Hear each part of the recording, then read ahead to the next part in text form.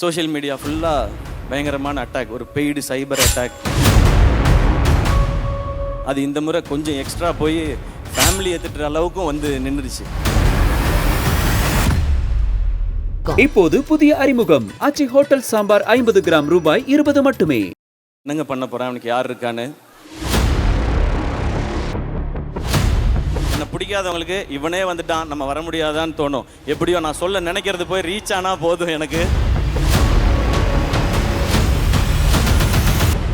மா இன்னைக்கு உங்கள்கிட்ட சொல்லணும்னு தோணுதுமா.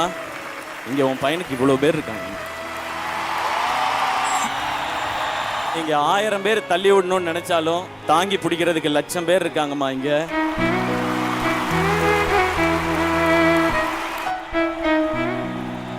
ஆனால் இந்த செகண்ட் இன்னைக்கு இங்கே நம்ம ஜெயிச்சிட்டோன்னு தோணுது உங்களால்.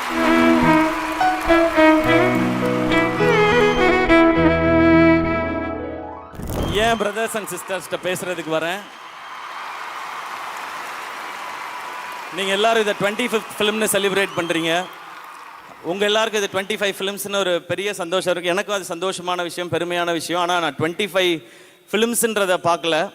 2007 டிவிக்கு வந்ததுலேருந்து இன்னைக்கு இந்த ஸ்டேஜில் நிற்கிற வரைக்கும் இந்த 19 வருஷத்தை தான் நான் பார்க்குறேன். இந்த 19 வருஷம் இந்த ஜேர்னி தான் எனக்கு ஸ்பெஷலாக இருக்குது.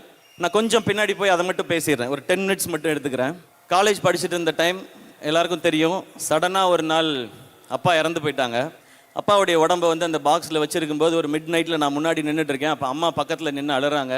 அப்போ அவங்க சொன்னது வந்து, ஏங்க இங்கே பாருங்கள், தம்பி நிற்கிறான், அவனுக்கு இனிமேல் யாருங்க இருக்கா, அவன் என்னங்க பண்ணுவான், நீங்கள் பாட்டுக்கு இப்படி விட்டுட்டு போயிட்டீங்களே, அவன் என்னங்க பண்ணுவான்னு சொல்லி கேட்டாங்க. அன்னைக்கு அது மைண்டில் ஸ்ட்ராங்காக நின்றுடுச்சு. நம்ம என்ன பண்ணுவோம் இங்கே, நம்ம இந்த உலகத்தில் நமக்கு ஏதாவது வேணும்னா யார்கிட்ட கேட்போம், என்ன பண்ண போகிறோன்னு தெரியலையேன்னு சொல்லி அன்னைக்கு தோணுதான் ஏதாவது ஒரு ஐடென்டிட்டியை க்ரியேட் பண்ணணுமேனு. எனக்கு ஒரு திறமை இருக்கதான் நான் நம்பினேன். மிமிக்ரி கொஞ்சம் வரும், இதை வச்சு ஏதாவது பண்ணலான்னு. அதில் ஆடிஷன் அட்டன் பண்ணி டிவியில் செலக்ட் ஆகி ஃபஸ்ட் எபிசோட் டிவியில் வந்தப்போ ஒரு சந்தோஷம். நம்மளை எல்லாரும் டிவியில் பார்த்துருப்பாங்களே அப்படின்னு சொல்லி நான் ஒரு மாலில் போய், சிட்டி சென்டர் மால் இருக்குங்க, அங்கே போய் உட்காந்துட்டு எவ்வளோ பேருக்கு என்ன தெரியுதுன்னு நான் செக் பண்ணிகிட்டே இருந்தேன். இவங்க என்ன பார்க்குறாங்களா, என்ன ரெக்கக்னைஸ் பண்ணுறாங்களா, என் முகம் தெரியுதா, என் பேரை சொல்லி கூப்பிடுறாங்களா அப்படின்னு சொல்லி. நிறைய பேருக்கு தெரியல, ஏன்னா ஒரு எபிசோடு தான் வந்திருக்கு, எல்லாரும் பார்த்துருக்குன்னு அவசியம் இல்லை. அப்போ 2 பசங்க வந்தாங்க. அண்ணா நீங்கள் வந்து நேற்று டிவியில் வந்தீங்கல்லண்ணா, சூப்பராக மிமிக்ரி பண்ணிங்கண்ணா, உங்கள் பேர் தெரிலண்ணா ஆனால் சூப்பராக பண்ணிங்கண்ணான்னு கை கொடுத்தாங்க. அப்புறம் ஒரு பையன் வந்து ஆட்டோகிராஃப் வாங்கினான். அதில் எனக்கு எப்படி ஆட்டோகிராஃப் போடணும்னு தெரியல, என் பேரே எழுதிட்டேன், சிவகார்த்திகேயன். ஏன்னா யாருக்கும் என் பேர் தெரியலன்னு சொல்லி. ஆனால் அன்றைக்கி நைட்டு வந்து ஒரு பயங்கரமான ஃபீல். லைஃப்பில் ஏதோ பெருசாக அச்சீவ் பண்ணிட்டோம், நம்மளை 3 பேருக்கு தெரியுது ஆட்டோகிராஃப் வாங்குறாங்கன்னு சொல்லி. அன்றைக்கி எதிர்நீச்சல் படத்தில் நான் மொட்டை மாடியில் டான்ஸ் ஆடிட்டு இருப்பேன்ல, தூங்காமல், அந்த மாதிரி நான் டான்ஸ் ஆடிட்டு இருந்தேன். அப்போ இவ்வளோ பேருக்கு, இன்னும் நிறையா பேருக்கு தெரியணும்னா என்ன செய்யணும், எவ்வளோ வேலை கிடைக்குதோ அவ்வளோத்தையும் பண்ணணும், இன்னும் நல்லா என்டர்டெயின் பண்ணணும்னு சொல்லி ஓடிக்கிட்டே இருந்தேன். அப்புறம் கரெக்டாக நிறைய எபிசோட் பண்ண பிறகு வாகைசோட ஆடியோ லான்ச் பார்த்து பாண்டராஜ் சார் எனக்கு அந்த முதல் படம் மெரினா வாய்ப்பை கொடுத்தாங்க. அந்த மெரினா படம் பார்க்கும்போது ஃபஸ்ட் டே ஸ்க்ரீனில் வரும்போது, இப்போ நமக்கு யாராவது நம்மளை பார்க்குறாங்களா, கை தட்டுறாங்களா, எல்லாருக்கும் தெரியுதா, கிளாப் பண்ணுவாங்களான்னு பார்த்துட்டே இருந்தேன். ஃபஸ்ட்டு ஃப்ரேமில் காட்டும்போதே தேட்டரில் எல்லாரும் கிளாப் பண்ணாங்க. அன்றைக்கி ரொம்ப எமோஷ்னல் ஆகிடுச்சு. அப்போ தான் நான் உணர்ந்தேன், டிவியில் இவ்வளோ நாள் பார்த்த வேலை நமக்கு ஒரு இடத்த கொடுத்துருக்கு அப்படின்னு சொல்லி. அப்போ இன்னும் உழைக்கணும்னு பயங்கரமாக உழைச்சிக்கிட்டே இருந்தேன். படங்கள் ஹிட் ஆச்சு, அப்போ தான் ரியாலிட்டியும் ஹிட் ஆச்சு. வாழ்க்கை ஜாலியாக ஹாப்பியாகவே இருந்துடாதுன்னு. அந்த டைமில் சில எதிர்ப்புகள், இங்கே இருந்த சில ஹீரோஸ் அவங்க செஞ்ச சில எதிர்ப்புகள், சில ப்ரொடியூசர்ஸ், அசோசியேஷன், கவுன்சில்னு அப்படியே கார்னர் பண்ணும்போது எனக்கு என்ன பண்ணணும்னு தெரியல. அம்மா கேட்ட அந்த கேள்வி திரும்பவும் கேட்டுச்சு, உனக்கு இங்கே யார் இருக்கா, நீ என்னப்பா பண்ணுவ அப்படின்றது கேட்டுச்சு. எனக்கு தெரிஞ்சது வேலை செய்கிறது, உழைக்கிறது மட்டும்தான், திரும்ப உழைப்போன்னு சொல்லி திரும்ப உழைச்சிக்கிட்டே இருந்தேன். அதுக்கப்புறம் படங்கள் பெருசாச்சு, இன்னும் கொஞ்சம் நிறைய பேருக்கு தெரிய ஆரம்பிச்சு, படங்கள் ஹிட் ஆச்சு. அப்புறம் இப்போ சிச்சுவேஷன், சோஷியல் மீடியா ஃபுல்லாக பயங்கரமான அட்டாக், ஒரு பெய்டு சைபர் அட்டாக், ஒரு அஜெண்டா ஃபிக்ஸ் பண்ணி எதையாவது ஒன்று சொல்லிக்கிட்டே இருக்குது. அது இந்த முறை கொஞ்சம் எக்ஸ்ட்ரா போய் ஃபேமிலியை திட்டுற அளவுக்கும் வந்து நின்றுச்சு. இப்போ திரும்பவும் அந்த கேள்வி, அம்மா கேட்ட அதே கேள்வி, யார் இருக்கா உனக்கு தம்பி, நீ என்ன பண்ணுவ, இவன் என்னங்க பண்ண போகிறான், அவனுக்கு யார் இருக்கான்னு. ஆனால் இன்னைக்கு அம்மா இன்னைக்கு உங்கள்கிட்ட சொல்லணும்னு தோணுதுமா. இங்கே உன் பையனுக்கு இவ்வளோ பேர் இருக்காங்க.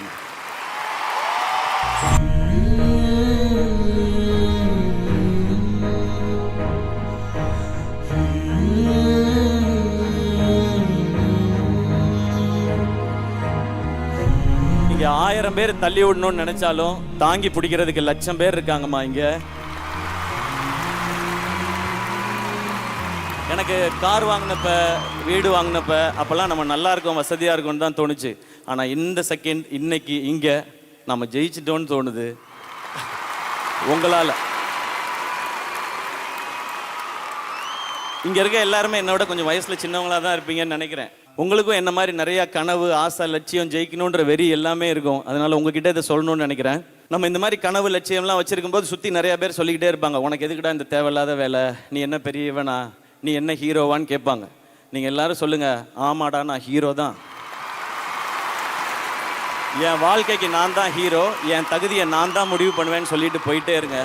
நம்மளை மாதிரி தனியாக வர்றவங்களுக்கு உழைப்பும் கனவும் தான் பேக்ரவுண்டு. அந்த கிரவுண்டில் நம்ம ஆடுறது தான் கேம், நம்ம அடிக்கிறது தான் சிக்ஸர். இன்னைக்கு கூட ஸ்டார்ட் பண்ணுங்க. டே 1 இந்த உலகம் நீங்கள் யாரோன்னு சொல்லும். 1 டே நீங்கள் யாருன்னு இந்த உலகமே சொல்லும்.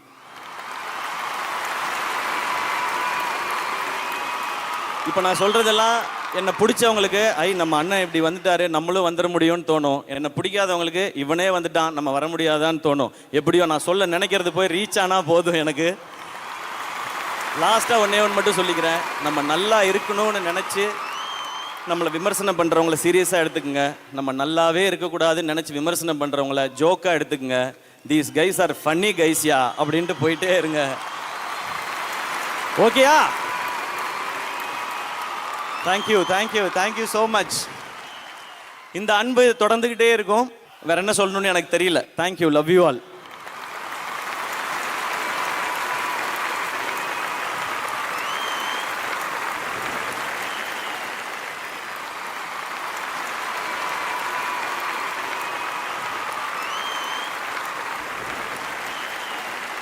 வருட பயணம், 25வது படம். நிறைய விஷயங்கள் பார்த்துருப்பீங்க, நிறைய விஷயங்கள் நீங்கள் தாண்டி வந்து நாங்களும் பார்த்துருக்கோம். இதில் நீங்கள் ஒரு பெரிய லேர்னிங்காக எதனா பார்க்குறீங்க? இல்லை, 19 வருஷம் அப்படின்னா அதில் நிறையா இருக்குது கற்றுக்கிட்டது. எனக்கு என்ன சொல்லணும்னு தெரியல. ஒன்று மட்டும்தான் தோண்டிகிட்டே இருக்குது, நமக்கு முன்னாடி போனவங்களோட பாதையை பாடமாகவும் நமக்கு பின்னாடி வர்றவங்களுக்கு ஒரு பாலமாகவும் இருக்கணும்னு மட்டும் தோணிக்கிட்டே இருக்குது. அப்படி தான் இருப்பேன்னு நான் நம்புகிறேன். நான் ஒன்று கேட்கவா? கொஞ்சம் ஈஸியா? ஓகே. பராசக்தி 1952 வந்து ஒரு கல்ட் கிளாசிக், சிவாஜி சார் நடிச்சது. அதுக்கப்புறம் சிவாஜி படம் நம்மளுடைய தலைவர் ரஜினிகாந்த் அவர்களுடைய படத்துல ஒரு முக்கியமான மொமெண்ட்ல ஒரு டயலாக் சொல்லுவாங்க, பராசக்தி ஹீரோடா அப்படின்ட்டு. இன்னைக்கு நீங்க பராசக்தியோட ஹீரோவா நிக்கிறீங்க. இந்த ஒரு டைட்டில், இந்த டைட்டில் எப்பவுமே அவங்களோட தான். அவங்க ஆசீர்வாதம் மட்டும் எனக்கு இருக்குன்னு நான் நம்புறேன். எனக்கு அது போதும். ஒன்று மட்டும் சொல்லிக்குவேன், இந்த பராசக்தி அவங்களுக்கும் மரியாதை செலுத்துகிற படமாக தான் இருக்கும். சூப்பர்ண்ணா. ஃபஸ்ட்டு ஸ்டார்டிங்கில் காமெடி படங்கள், அதுக்கப்புறம் கொஞ்சம் கொஞ்சம் லவ் ஃபிலிம்ஸ் பண்ண ஆரம்பிச்சிங்க, அதுக்கப்புறம் ஃபேமிலி என்டர்டெய்னராக படங்கள் பண்ணிங்க, அதுக்கப்புறம் ஆக்ஷன் உள்ளே எட்டி பார்த்து அதில் ஒரு கலக்கு, அப்புறம் ஆக்ஷன்லேயே நேஷனுக்கு ரீச் ஆகிற மாதிரி இந்தியன் ஆர்மி வரைக்கும் டச் பண்ணோம். இப்போது அரசியல் படம் பண்ணியிருக்கீங்க. அடுத்து இல்லை நீங்கள் என்ன கேட்க போறீங்கன்னு தெரியுது. வேணாம். நம்ம வேலை நடிக்கிறது, நம்ம நடிச்சுக்கிட்டு மட்டும் இருப்போம். நமக்கு அது மட்டும் தான் கரெக்டாக வரும்னு நான் நம்புகிறேன்.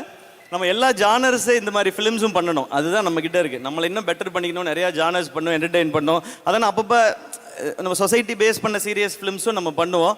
அந்த மாதிரி வரும்போது சில விமர்சனங்கள் வரும். பட் அதை நான் எடுத்துக்கல. ஏன்னா அமரன் வரும்போது இது இவங்களுக்கு ஆதரவான படமாக இருக்குது அப்படின்னு சொன்னாங்க. இப்போ பராசக்தி வரும்போது இது இவங்களுக்கு ஆதரவான படமாக இருக்குன்னு சொன்னாங்க. நம்ம யாருக்கும் ஆதரவும் இல்லை, எதிர்ப்பும் இல்லை. நம்ம வேலை நடிக்கிறது, நடிச்சுக்கிட்டே இருப்போம்.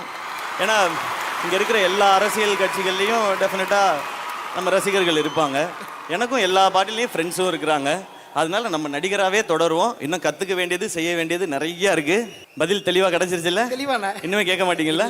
Okay, thank you. ஏன்னா என்னை பொறுத்த வரைக்கும் தாய் நாட்டுக்காக ஒரு படம் பண்ணேன், அது அமரன். தாய்மொழிக்காக ஒரு படம் பண்ணியிருக்கேன், அது பராசக்தி. அவ்வளோதான், நான் அப்படி தான் பார்க்குறேன். Thank you Vijay bro, thank you Angeline, always amazing. இங்கே வந்திருக்க என்னுடைய fans and brothers and sisters எல்லாரும் சாப்பிட்டு போங்க, பத்திரமா வீட்டுக்கு போங்க. ஊருக்கு போகிறவங்க போயிட்டு தகவல் சொல்லி விடுங்க. உங்களுக்கு நான் இருக்கேன், எனக்கு நீங்கள் இருக்கீங்க. நமக்கு நம்ம கும்பிடுற கடவுள் இருக்காரு. எல்லாம் சிறப்பாக நல்லபடியாக நடக்கும். எல்லாருக்கும் ஹாப்பி நியூ இயர் 2026 அண்ட் எல்லாருக்கும் பொங்கல் நல்வாழ்த்துக்கள். நன்றி, லவ் யூ ஆல்.